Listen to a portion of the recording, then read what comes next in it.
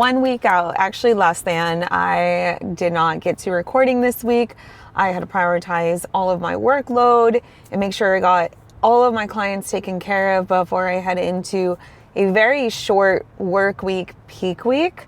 It is Saturday. I compete on Thursday, so I'm actually 5 days out, which is wild. I've competed on Fridays, Saturdays, and even a Sunday. Actually, I've competed twice on Sundays, which wasn't too bad, but now I'm competing on a Thursday. And I know I talked about this on the last episode. If you guys have not checked that out, make sure you go back and check that episode and see how I was planning on doing my peak show day. So my last episode, I went over what a show day is going to look like for me in regards to fluids and food, and you guys can replay that. Now, obviously, things can always change based upon how I'm looking, but that is the base plan I'm going to run, depending how I wake up on Thursday.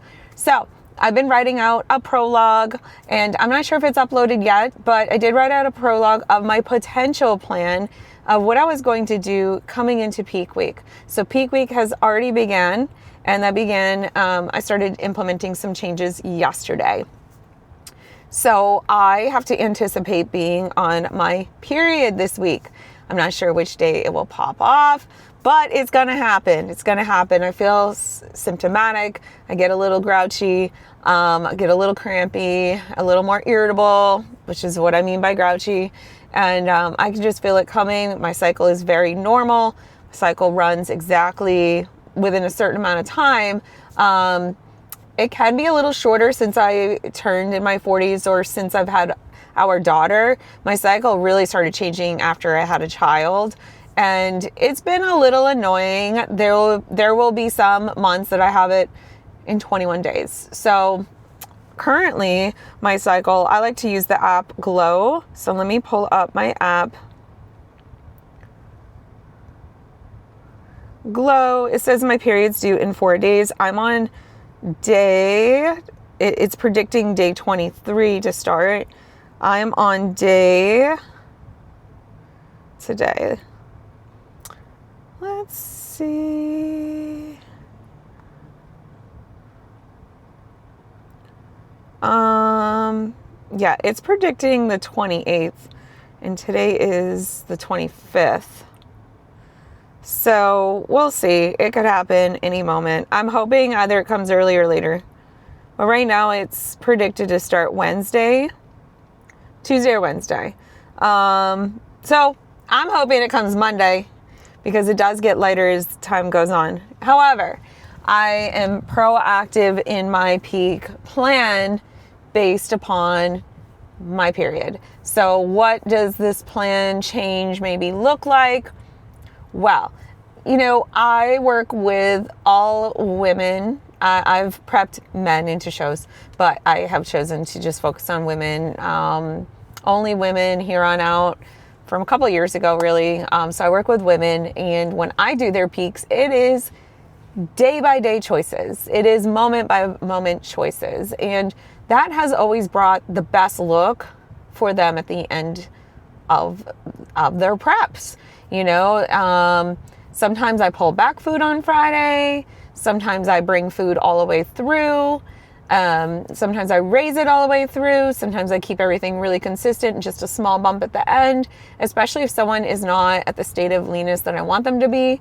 They're going to be dieting all the way through, and then they'll have like a small increase of carbs leading into the show.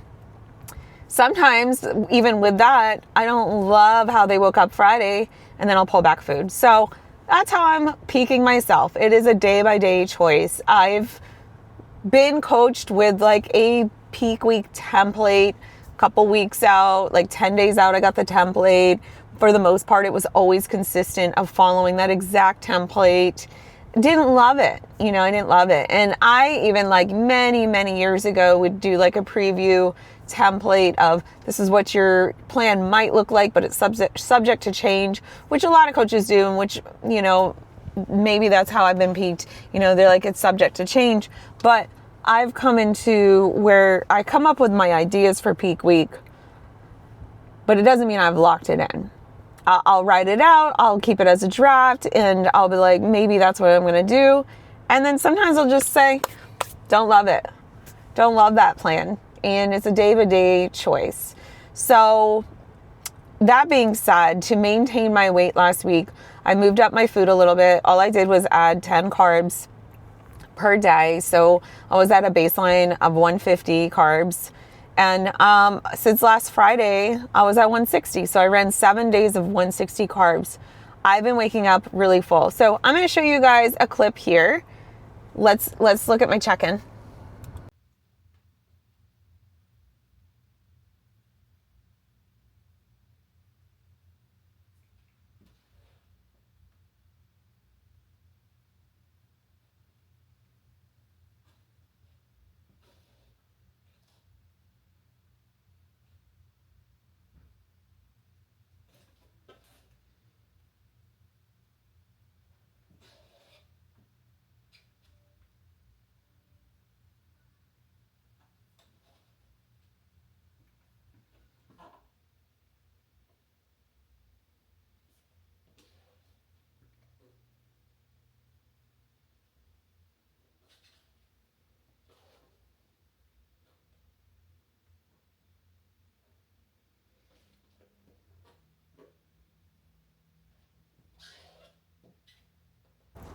All right, so that's today's check-in. I am full. My weight is 105.8, which my lowest weight was 105.2.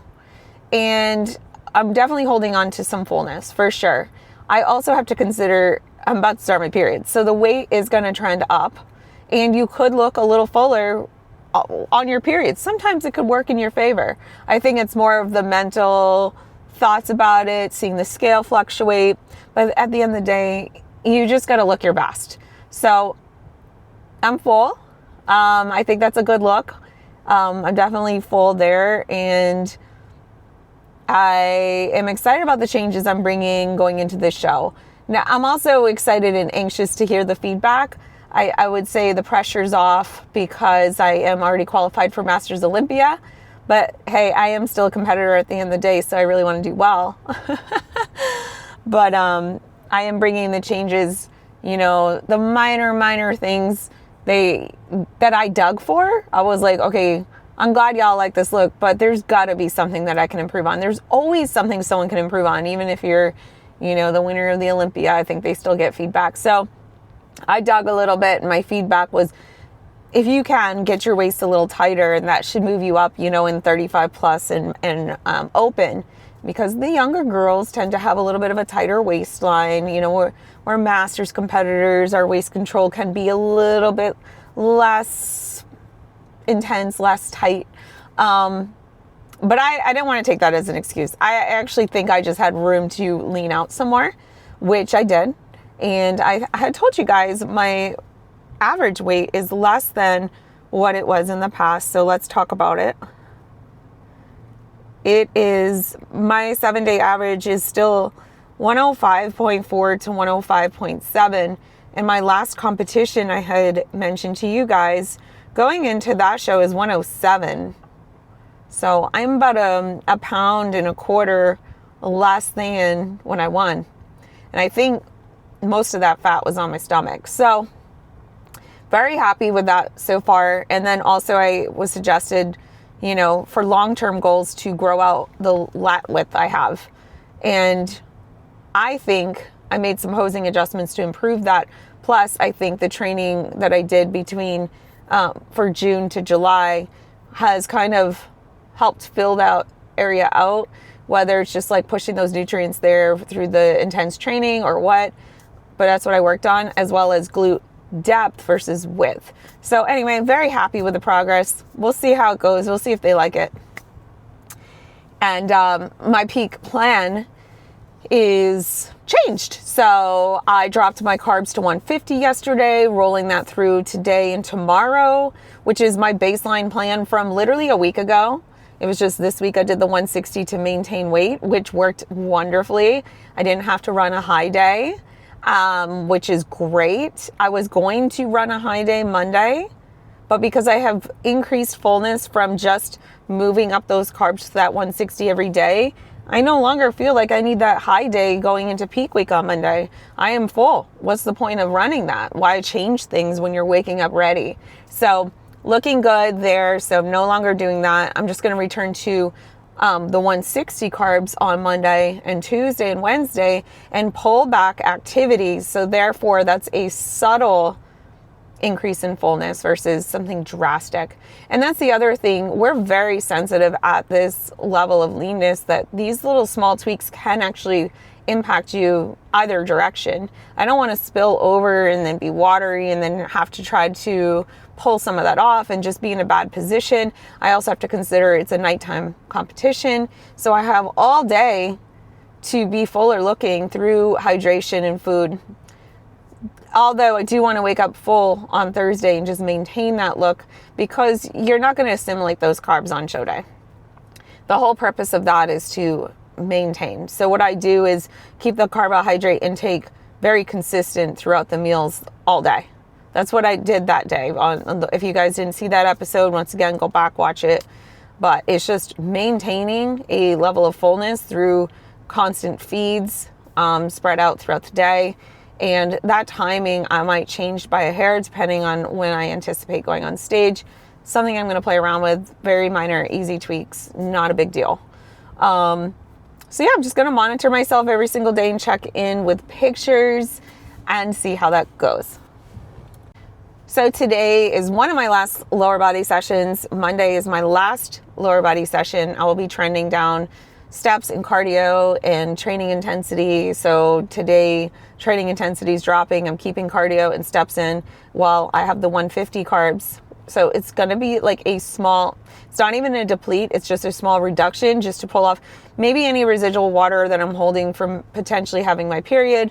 It's just going to tighten things up just a little bit. Nothing drastic, just a little bit. So then when I implement the 160 carbs back in that I've been at on Monday, my body should like take those in and be like, ooh, okay, nice. I like these. So that's the plan.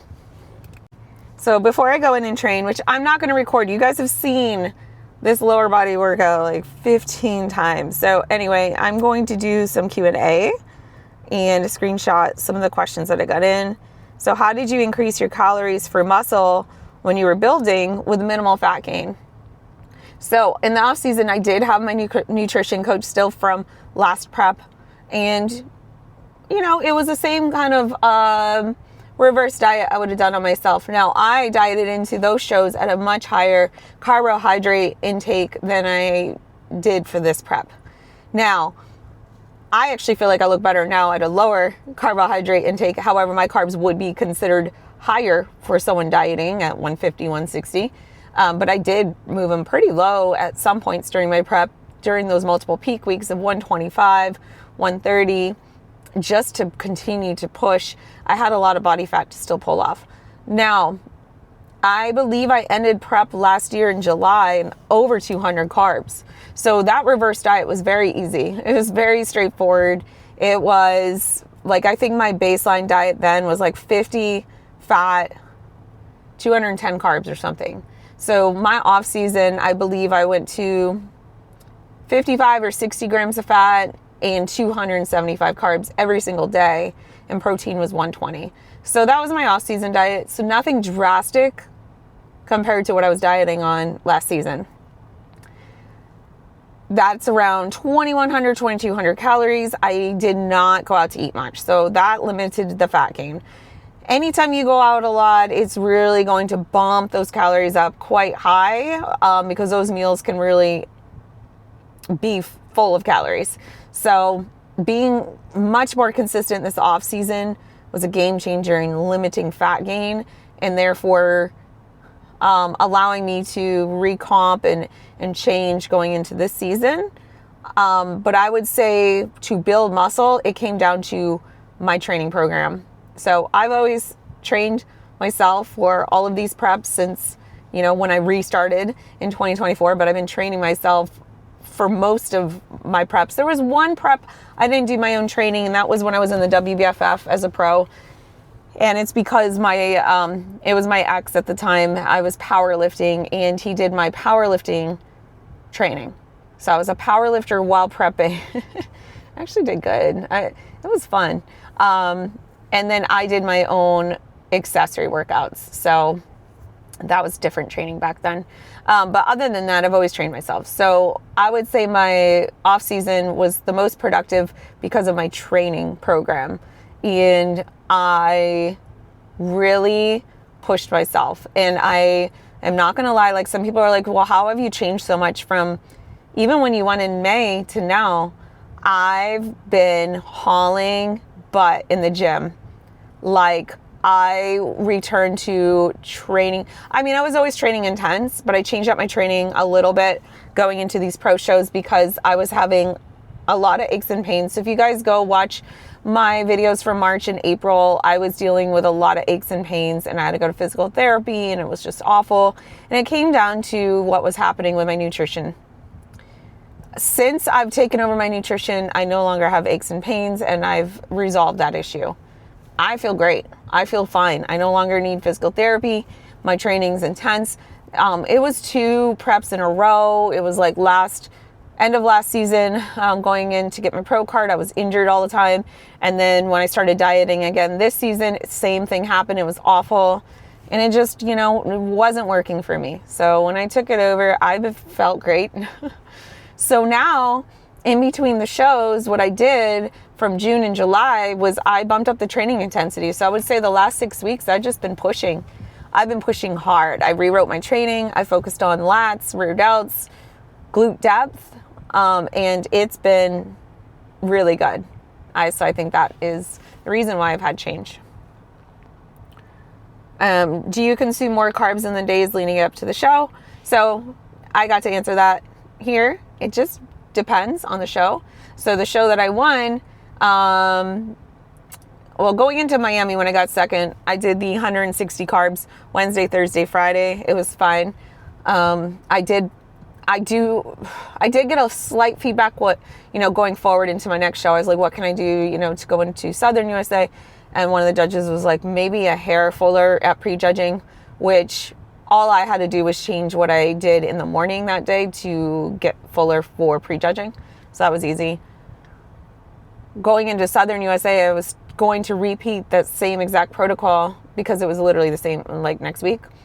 So I did 160 carbs Wednesday, 160 Thursday, and then by nighttime, I was weighing in only a pound more than I usually do. And I was like, oh, we're going to be flat. So that day I ended up going up to 190 carbs and more fats and more protein just to keep the fullness, and nailed it. What are your thoughts on waist trainers? Do they actually work? So I have a waist trainer on right now. I do wear a shirt underneath it because my skin is very sensitive. I have been focusing on my skin quality. I've been focusing on my skin quality a lot, especially between these shows since I had some time to do so. And I'm taking care of my skin. So I wear a shirt in between the waist trainer. I do wear the waist trainer when I lift, especially for leg day because my belts no longer fit. I have not been wearing my waist trainer as much as I did at the start of the season. Honestly, I think it's just because I'm being lazy about it. I'm gonna be honest. Do I see a difference? Maybe. I've been a bad example of stretching and core vacuums, which is what I was like doing all of the start of the season when I was not in condition. Now that I've lost body fat in my waist, I actually have been doing less, but I will take time to be mindful of how I'm positioning my waist just in daily activities. So I'll pull it in and just be mindful of pulling that in. And I haven't been wearing the waist trainer as much just in day-to-day activities. So I am wearing it for leg day. The other leg day I didn't wear it. I put it on just for RDLs and pendulum squats, but I didn't wear it for my hip thrusts. And I didn't wear it for some other exercises because I am actually trying to have a little bit more core definition because I believe it makes me a little bit more streamlined looking now that my core is a little tighter with muscle to match the rest of my shape. And I think it looks nice. It looks aesthetic. And it's funny because one of my clients just competed last Sunday, and her feedback from that judge, she's like, well, we're not really looking for just a flat stomach. We do want a little bit of muscle there. And I'm like, that's really good for me to hear as a coach, but also as an athlete, that I'm like, okay, so I am going in the right direction. I actually believe, in my mind, that I have kind of a little bit stronger upper abdominal region in TVA, that my lower abs were a little bit lagging behind. So I've been doing more core work and making sure that I'm engaging that more. And I think that's it. So anyway, I'm gonna go get after it. I hope you guys have loved this little rundown of where I'm at 5 days out. It's a week out, but 5 days out, going into the Tampa Pro. The next episode will be at the Tampa Pro. I will get behind the scenes stuff. I don't think we can actually record being on stage, so that's fine. But I'm excited for it, and I appreciate you guys following along the journey and my self-coaching, and I'm having a great time. A great time. I think it's fantastic. Everyone always says, what is this like a jersey I could buy on WOLFpak? It is a size small. I use it as a pump cover. It covers up my waist trainer. I love this. I love these shirts. I've got 2 jerseys. I love them. You guys can always support me by using my code BSHAY. I would really appreciate it. Toxic Angelz Bikinis. Y'all are fire, man. Hooking me up with that molded top. It's a game changer. I really can't wait to wear it on Thursday. It's kind of making me more excited about going on stage with the same color suit. It gives me something else to like kind of bring, like, okay, we've got this molded top. I look fuller. I think it's a good look. So I'm excited about that. They're amazing. You know, Margaret was in my DM. She's like, girl, I promise you, it's just going to be a cleaner look. I'm like, listen, she's really selling me on this. So she worked on it, sent it to me, and I got it within the same week. Like, that is amazing customer service. They're so busy. I was so impressed with her ability to do that and get that over to me. And I'm loving the sliders on the neck and the back. Like, just the whole thing is fire. So I'm really excited. I'm excited to bring like this really nice, clean look to the stage, very tailored. I like it because the regular top, I was always like, I got my hair and makeup done, and then I'd be like pulling the material so that there wouldn't be any lines from my pad and all this stuff. And now I'm like, oh, I could just put this suit on, and it just makes me feel like busty and tall and fire. And listen, if you are a prep client and you don't have my team robe, it's on the website. I am awful about selling that thing. So you guys get a team robe, Team BSHAY Fit. It's under robes. I keep forgetting, and I got a bunch of girlies competing soon. So get your robe. And one last company I want to talk about is Nutrex Research. They have the Essentials line, which I'm going to be showing y'all more of that, but it's more of the girly pop line, and that's the pre-workout I've been drinking. Love Nutrex Essentials. So good. This is their pre-workout. It's only 200 mgs of caffeine. Fire. Okay, that's it. Thanks. Make sure you guys like, comment, subscribe. Follow me on Instagram, BSHAY Fit. Pro Chat will be back. I promise. If you guys follow Pro Chat, it's just been a little difficult to get on like the lives while I'm trying to manage 100 other things. But I will be back. All right, all. See ya.